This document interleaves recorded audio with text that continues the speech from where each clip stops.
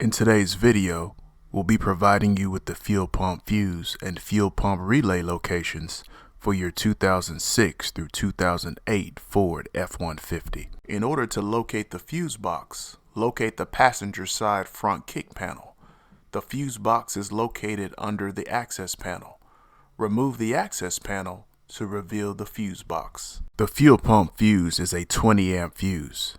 It is number 9 on the diagram. The actual physical location of the fuse is shown in the picture. The fuel pump relay is numbered R303 and is shown in the diagram. The relay is considered non-serviceable by Ford, which means it's actually soldered to the circuit board of the electronic module and can't simply be removed by pulling it out. If you're concerned that either your fuse or relay is bad and might be an issue, please see the links to our other videos and playlists down in the description below for further assistance. As a DIYer, when it comes to getting access to information that will assist you with servicing and maintaining your own vehicle, we recommend Mitchell 1 DIY.